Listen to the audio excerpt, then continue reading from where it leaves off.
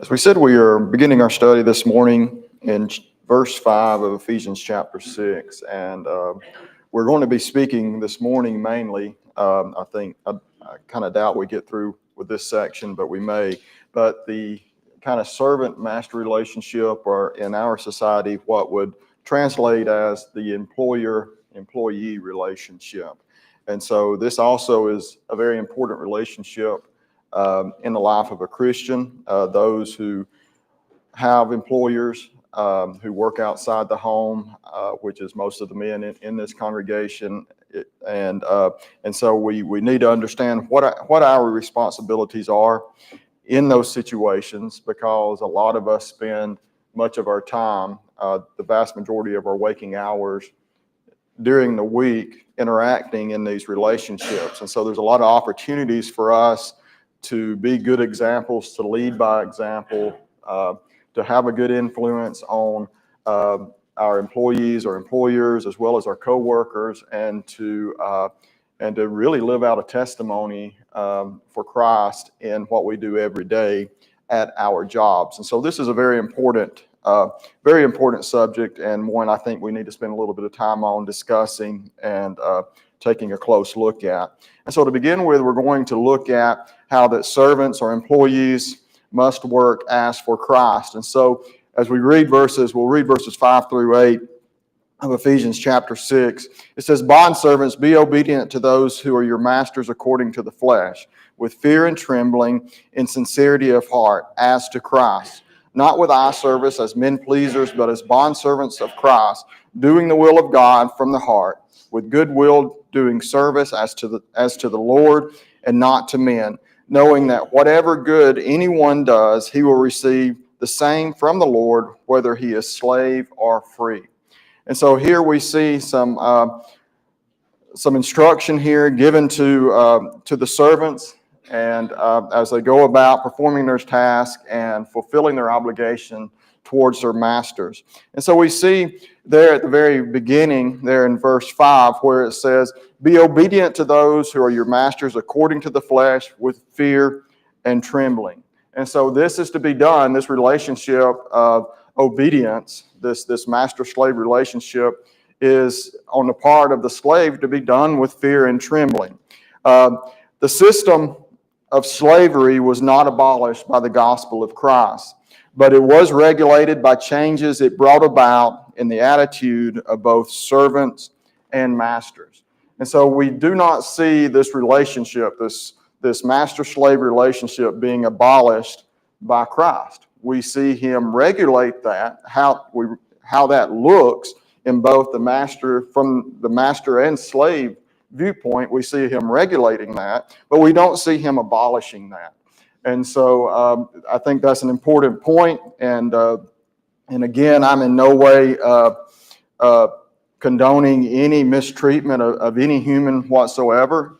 And so I don't want to state that or leave that impression in any form or fashion. And I don't believe in that at all. And one thing I think we need to probably acknowledge is that this relationship still exists today in many parts of the world. By some estimates, there are more slaves in existence today than there were at the height of the Atlantic slave trade. And so in many parts of Africa, the Middle East, places like that, slavery still exists in some form or fashion, and it may not look exactly the same as it did in this country in the 16, 17, and 1800s, but it does exist. And so it does, these things are still regulating that relationship to any who may be Christians who find themselves in that situation. And so slavery still exists. From what I understand, it has existed almost since the beginning of time. There has been this master-slave relationship. And so it's something that has existed for a long time. It did not start in this country. It started way before that. And so we need to understand that, and we need to understand that, in some senses, this still applies, or it does apply to Christians. It may not necessarily apply as the master-slave part of that in this country today, but in parts of the world, you still have that relationship. But I do believe that we can learn from this, and it transfers to the employer-employee relationship. I think it does so almost seamlessly, and I see no issue with transferring the principles that we learn in these passages to our current relationship here in this country, in this society, as with employers and employees. Does anyone disagree with that? I mean, I think I've heard that talk all my life, but there may be someone in here who doesn't see it that way. And I want to give you an opportunity to say that if you don't.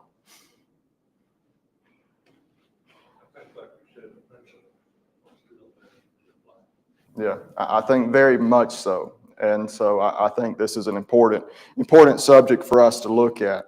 And so, yes, he said, he agreed with me. He said he thought the principles very much applied today. So, for us. So the slave who became a Christian began to serve his master more faithfully, not because of fear of his master, but because of fear of God. And so if you have you have this slave who is currently a slave, he becomes a Christian. Once he becomes a Christian, that doesn't change his position as far as being a slave. At that point, he doesn't say, well, I'm a Christian now, I can leave my master, I can change that relationship. No. But it does change the relationship in that he's no longer working for his master, he's working for the Lord. And that's one thing that we need to understand, as we go about working even for our current employers. We're not working primarily for the employer, we're working for God, first and foremost. And so if we can kind of keep that in perspective, it changes our work ethic. And in some instances, it may change our work ethic drastically in how we go about fulfilling the obligations that we have. But the Christian slave respected the authority of his master because he respected the higher authority of the Lord, who commanded that he be submissive. And so God commands that the slave be submissive. And so the slave respected the authority of God in what he was doing in his submissiveness. And so therefore he understood this, and he's not being submissive to the master for the master's sake, because the master deserves it, or the master deserves his respect or his obedience, because the master may not in many ways deserve that. And so, but the slave is not serving the master, he's serving God. And so this is something that we need to realize as we go through our lives even today, that when we go to work, we are not working for the company. We are, but we're working for God. And God demands our best. And so in doing so, we give our best to the company that we are working for. 1 Timothy chapter 6, verses 1 and 2 reiterates this. It says, let as many bondservants as are under the yoke count their own masters worthy of all honor, so that the name of God and his doctrine may not be blasphemed. And those who have believing masters, let them not despise them because they are brethren, but rather serve them, because those who are benefited are believers, and beloved teach and exhort these things. And so here, writing to Timothy, Paul reiterates what he says here to the Ephesians in this master-slave, servant-master relationship, that we are not serving our masters, we are serving God. And when we look at this idea of fear and trembling, this is the same manner in which we are to work out our own salvation. Remember what Philippians 2 and verse 12 says, therefore, my beloved, as you have always obeyed, not in my presence only, but now much more in my absence, work out your own salvation with fear and trembling. And so we are to obey our masters, our employers, with fear and trembling. We are to work out our own salvation with fear and trembling. The inward work of the soul and the outward work of our hands are done in the presence of God. And so both are to be done with fear and trembling. As we work out our own salvation within us, with that relationship to God, we do so with fear and trembling. As we work for our masters, our employers, we do so with fear and trembling because we're working for God. We're not necessarily working for them. And so in both types of work, They are done for God. He will ultimately give us our just reward for both. It doesn't matter if we are compensated justly here on earth. A lot of time, the scriptures teach that living the life of a Christian is going to be tough. We're not going to get the credit we deserve here on earth. If we're looking for the praise of men, then we won't get it serving God a lot of times. And so, but we do it for the sake of God, because we love, we respect Him, we want to serve Him. And it's not because we are seeking the praise of men. If we are working at our jobs, we are working primarily for God. And it's not the compensation that we get that is the primary reason that we work hard. We work hard because God demands it, and we are working for Him. And of course, this is the way that God has set in order, has put in place for us to be able to provide, to get the things that we need to our food, things like that, provide shelter for ourselves, for our families. This is what God has set forth. And so this relationship is kind of a God-ordained thing for us to do these type of things in some ways. Now, you have others who are self-employed, and so there's a lot of ways that God can provide for us. But certainly, this employee-employer relationship is an authorized mode for us to provide the things that we need for ourselves. And so this is something that we need to take a close look at. Any comments or anything so far?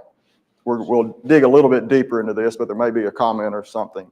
I just want to emphasize what you were saying. Let's look at 3 times as to how we ought to live our lives. And in verse 5, he says, as to Christ, and in the middle of verse 6, as bondservants of Christ, and in verse 7, as to the Lord. Make a comparison between our managers in Christ. In other words, unless I'm completely wrong, so correctly, when I look at my manager, I'm looking at, quote unquote, at Christ. Therefore, how do you treat your manager? How do you treat Christ? With due respect, dignity, integrity, and so on. So it was stated 3 times in these few verses. Well, why is it stated 3 times? Because God wants to put emphasis on this. Not to say that if it just is stated 1 time, then it's not emphasized. But you see what I'm saying? Yeah. I mean, definitely it is emphasized and reiterated, just in these few verses, like you said, 3 times. And so this is definitely something that he wants us to pay attention to here. Any other comments? So kind of going along with what he just said, that next section, in sincerity of heart as to Christ. And so we are to serve our fleshly master with sincerity as if we were serving the Lord Himself. It's just always easy to do. It's not. It's not always easy to do this. I'm not going to stand up here and pretend like this is something that just comes naturally to us, because it's not. But it's something that's demanded of us to do so with sincerity. And it's tough sometimes to have the proper attitude toward our employers, because even if our employer or master treats us unfairly, we've got to focus on the fact that we are serving God first and foremost. And we're serving Him because we're serving God. And so we must look to the higher power there. 1 Peter chapter 2, verses 18 through 20. It says, servants, be submissive to your masters with all fear, not only to the good and gentle, but also to the harsh. For this is commendable, if because of conscience towards God one endures grief, suffering wrongfully. For what credit is it if, when you are beaten for your faults, you take it patiently? But if you do good and suffer, if you take it patiently, this is commendable before God. And so, what commendation is there if because of our own faults, we suffer for that? We deserve that. But if we suffer because we are serving God, or we suffer for no reason whatsoever, then there is commendation in that. We can be commended for that. We can say, yes, we are serving God, and this is our duty.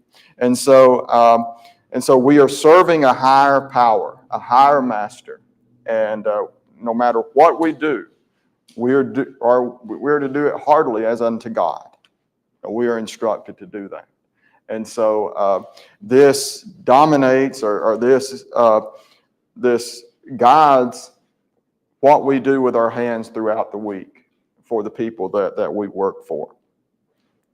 Verses 6 and 7 says, not with eye service as men pleasers. And so we're not doing this just to be seen. Not as eye service, as men pleasers, but as bondservants of Christ, doing the will of God from the heart, with good will, doing service as to the Lord and not to men. And so, it's one thing to do something. It's another thing to do it with good will, to do it cheerfully, to do it from the heart, to be happy when we do it. And it's tough. It's tough sometimes to do that, to rein in our attitude and do it cheerfully. But this is what we're instructed to do. We're instructed to work cheerfully, dependably, and heartily, even when we are not seen by our boss or others that may report to our boss. We're not just doing it to be seen of men. We're doing it because God sees us all the time, and we're serving God. And it doesn't matter if our boss is there or not. We should be working heartily and cheerfully, and we should be dependable. We shouldn't be starting stuff at work that's going to hinder production and get other people to have bad attitudes and all of those sorts of things. That's a sin. That's a sin to do those type things. And so we shouldn't take part in that. We shouldn't go along with that, and we definitely should not lead that. And there again, a lot of times that's not going to be easy to do, because when you're in this situation where you've got a lot of people that are aggravated, that are wanting to do things, and you're not taking part in that, then you could be labeled with a lot of ugly names there, because you're not taking part in that. And so a lot of this is not easy to do. But we should be motivated to serve because, our wholehearted desire is the approval of the Lord. We seek the approval of our employer, of our master, because we want God's approval. Colossians chapter 3, verses 22 through 25. It says, bondservants, obey in all things your masters. Bondservants, obey in all things your masters, according to the flesh, not with eye service as men pleasers, but in sincerity of heart, fearing God. And whatever you do, do it heartily, as unto the Lord and not to men, knowing that from the Lord you will receive the reward of the inheritance, for you serve the Lord Christ. But he who does wrong will be repaid for what he has done, and there is no partiality. And so we see this just reiterated over and over again, not only in this passage, but in other passages in the scriptures. Paul taught this in other epistles as well, that this is the attitude that we should have. And so it's important that we make sure that we do that. And so verse 8 says, but he will receive the same from the Lord. Knowing that whatever good anyone does, he will receive the same from the Lord, whether slave or free. And so whatever good thing we do is known and remembered by the Lord, who will recompense us accordingly at his return. So whatever is seen are done, or whatever is seen or not seen, God sees it. God sees it all. And so he is going to recompense accordingly. There's going to be, ultimately the big payday where we get what we deserve, what is coming to us. And it may not be in this life, but ultimately God is going to give us. When these same attitudes are applied in the present economic system of employee-employee relationship, this is going to solve a lot of problems. You just think if everyone lived, and when we talk about employers as well, if they did what they were supposed to do and the employees did what they are supposed to do, this is going to solve so many problems in our country. But sadly, this just doesn't happen. Employees who constantly complain, who are constantly slothful, go about their task, just in a half-hearted manner, will one day be paid exactly what they deserve. And so this is something that we need to understand. If we are to do our best, no matter what, and we are to try to be productive at work. Be productive. And being productive at work means that we're being productive for God. And so this is definitely taught and definitely scriptural. There's this trend, and some of you may or may not have seen this, depends on how, what social media you look at or where you're reading or whatever. But in recent years, have any of you ever heard of the trend called quiet quitting?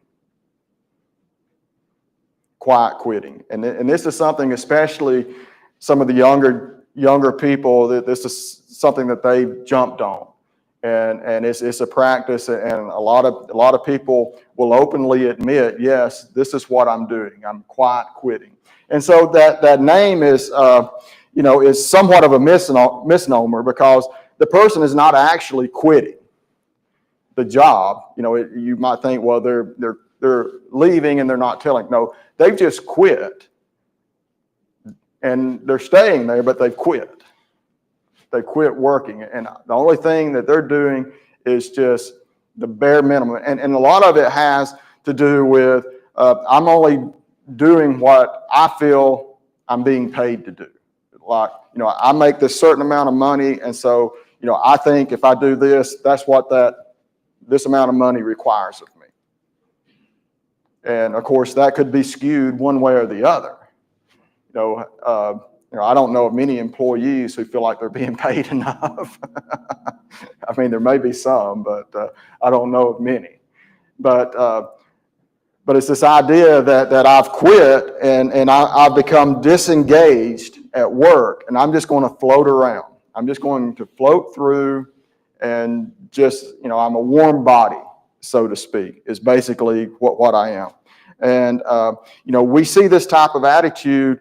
It runs contrary to what is being taught here in the scriptures.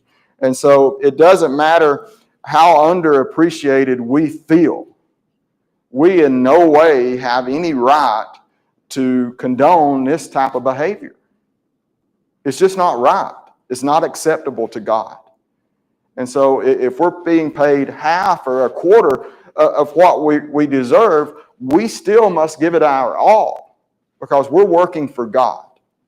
And that doesn't mean that we can't be looking for other opportunities that will offer us better things. I mean, we can do that. But if we're in our current position and we're getting paid to do a job, we must do that job to the best of our ability. And if we feel we're underappreciated in this country, we have the right to go somewhere else, and we can practice that right. I mean, we can fulfill that. We can be looking for, but as long as we're there, we are required to give it our all. And just like we're working for God, it doesn't matter.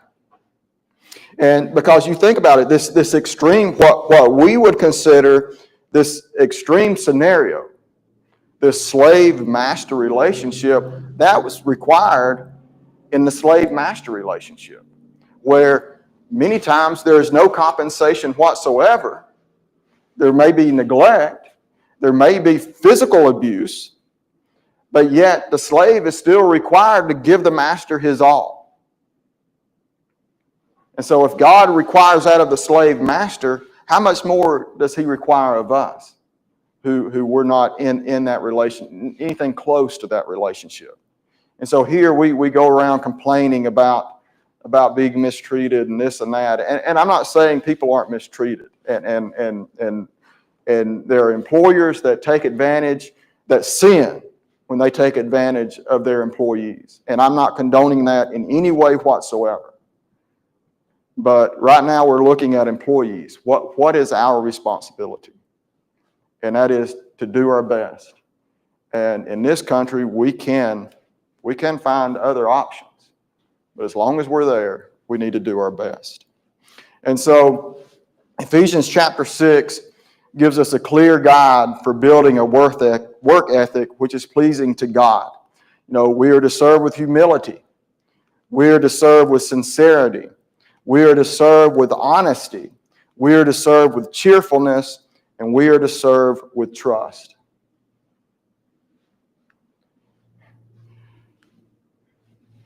Is this our pattern? When we go to work tomorrow, is this what we are doing? Does this describe our work ethic? If it doesn't, we need to do some changing. A Christian needs to be the most dependable person at the job. You need to be the one that the boss knows he can count on to do what he wants done, and you're going to do it to the best of your ability. The boss needs to know that he can trust you, that no matter what amount of money is involved or valuables or whatever, he knows if he puts it in your hands, you aren't going to cheat. You aren't going to pilfer. You're going to do what you need to do, and he can trust you no matter what. If you're not that person at work, then you need to take a close look at what you're doing. Because that's who we need to be. It's demanded of us as Christians. And it doesn't matter what the newest social media trend is. And our younger people need to hear this, because there's a lot of pressure out there on them to do the opposite. And as parents, we need to be instilling this work ethic in our kids, that no matter what they do, they need to do it heartily. And that's why they need to be working around the house, doing things. I don't believe in paying children for everything that they do. They need to do some stuff and not get paid. Now, I do believe in compensating, at some points, but not for everything. They need to be willing to go do some things and not get paid. And, Lee and I worked a lot as youngsters, and we were paid. We were paid, and for kids, we were paid pretty good. But there was a lot of times Daddy said, "You'll get to eat tonight." And that was good. That was good for us. And so that's what we need. That's what we need to be doing. I believe wholeheartedly in that. I read a statement that said, "We may give 40 reasons for not doing a good job, but not one of them will be scriptural." I like that. I think that's true. We may go into work tomorrow, we may give 40 reasons why we don't have to do a good job, but not one of them are going to be scriptural. Because God demands it, that we do our best, and that we care, and that we are engaged, that we are respectful, that we are honest, that we are trustworthy. I nearly started saying the Scout Law because it is loyal, kind, obedient, cheerful, thrifty, all of those things. Bill's smiling over there as well. But anyway, we need to be that type of individual as an employee. All right. That's what I've said. That's what I've got about employees. I'll open it up if anybody wants to add anything or disagree or whatever. Feel free to do so. Shane, Yeah.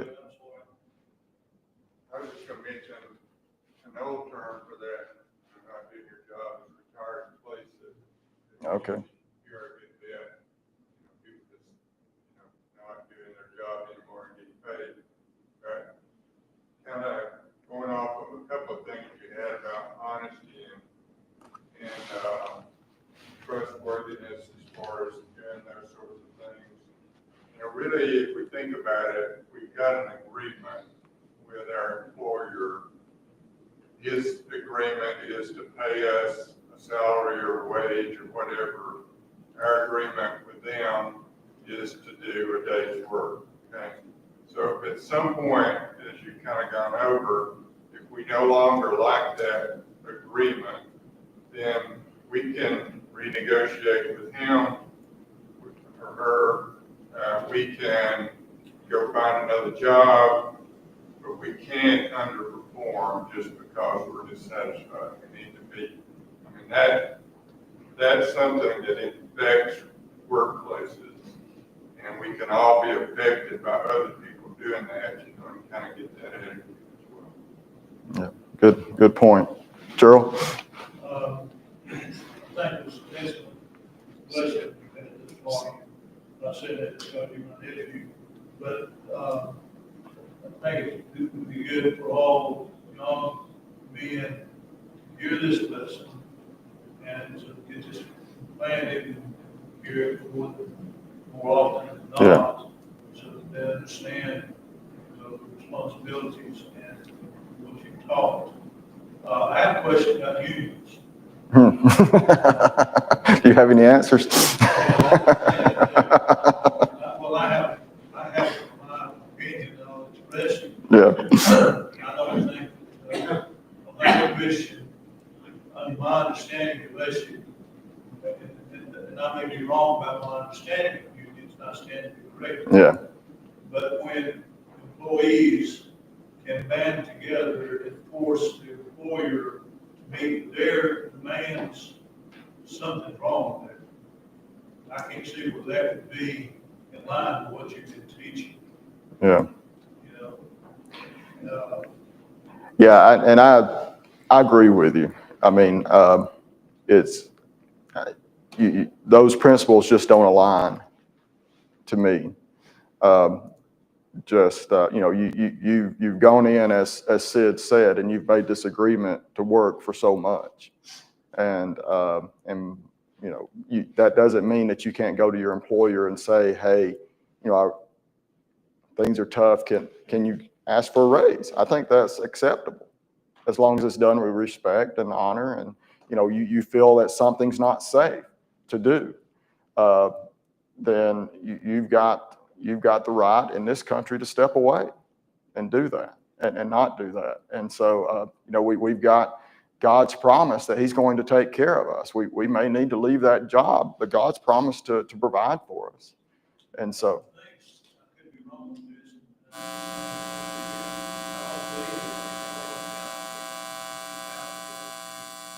Yeah.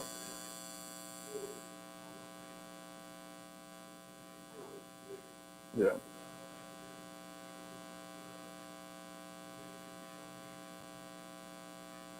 Yeah.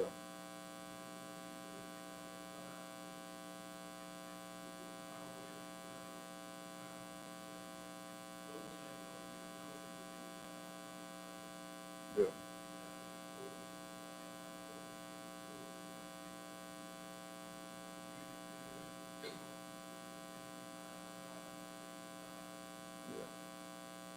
Yeah, I just don't see those, like I said, like you said, and I've said, those principles aligning. I just don't see that in those situations. Bill? Shane, I believe one of the foundations of this bond servant master lesson is what Jesus said. He said that in so many words, He is that is faithful in the least, is faithful in much. In other words, we're going to take that here. If you have that, I like that list that you had up there a minute ago about a degree.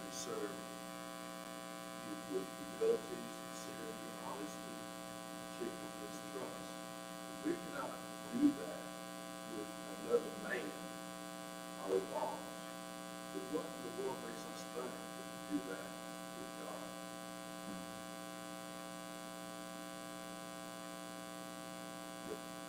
And another thing, really keep us in mind and look at verses from God's perspective, it's just simple, the golden rule.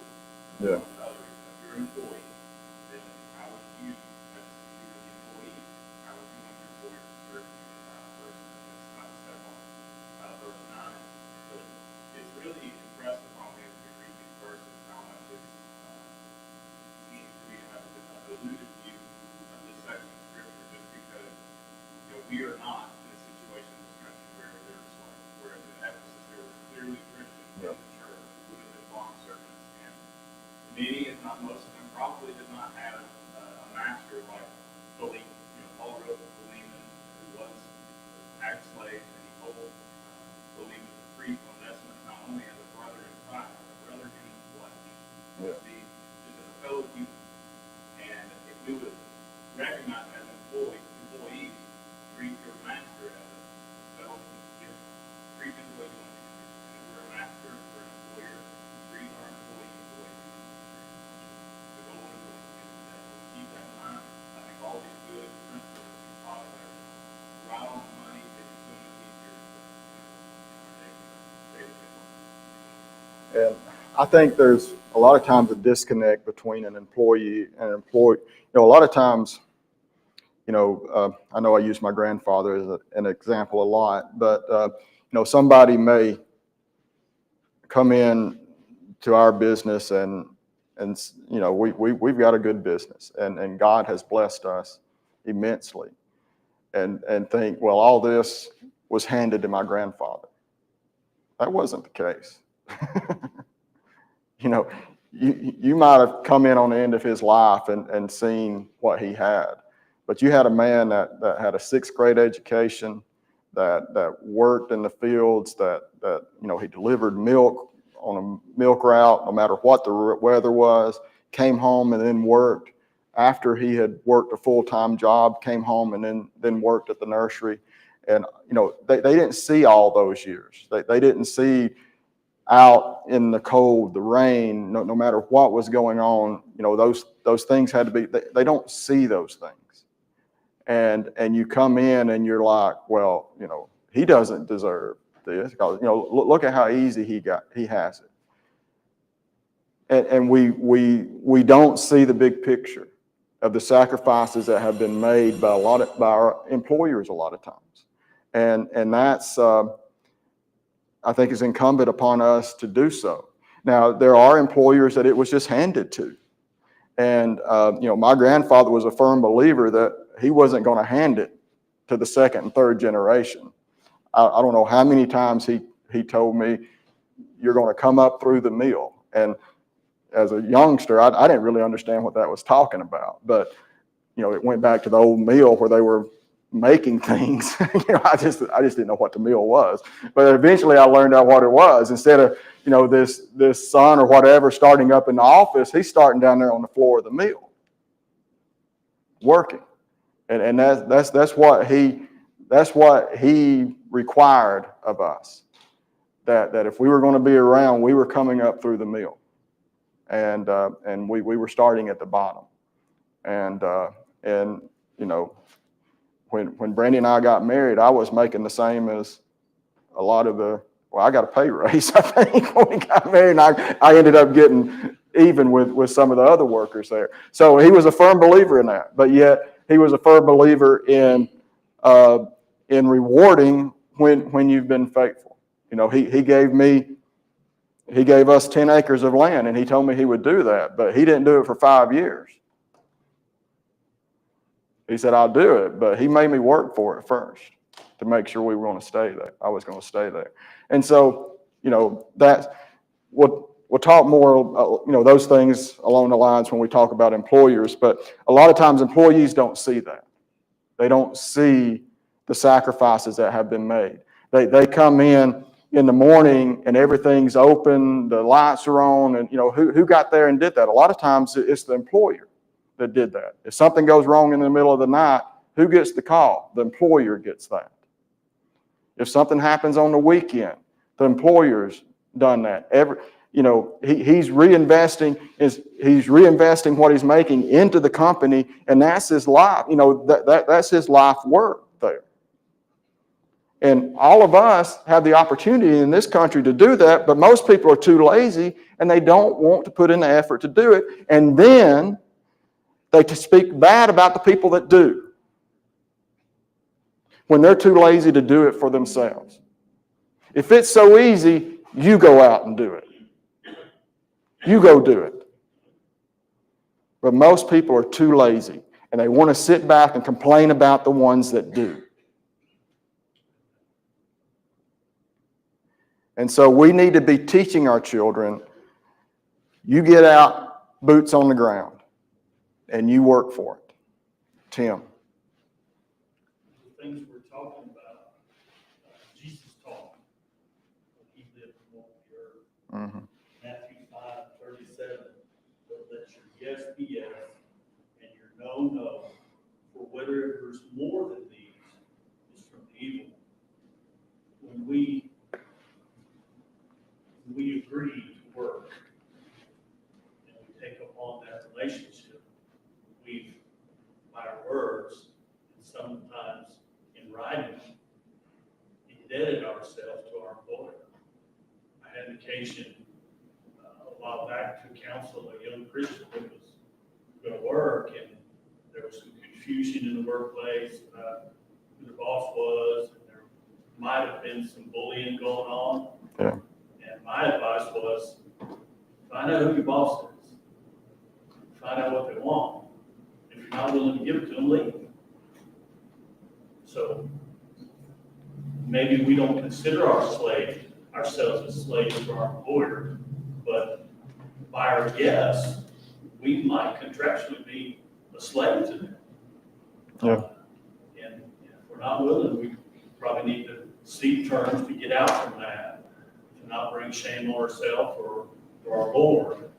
But it's a very easy principle for Christians to understand. There's supposed to be honesty in our agreements, our yes, yes, and our no, no.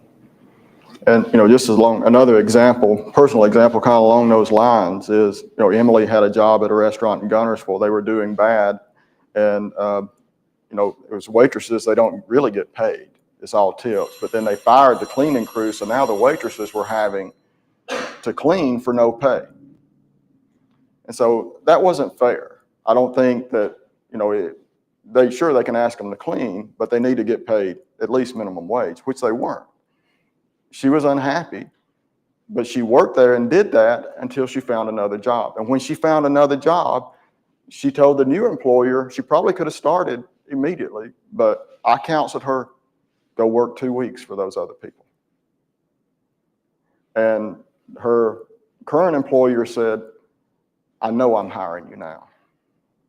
If you're willing to do that, willing to go back and work 2 weeks, I know I'm hiring you now.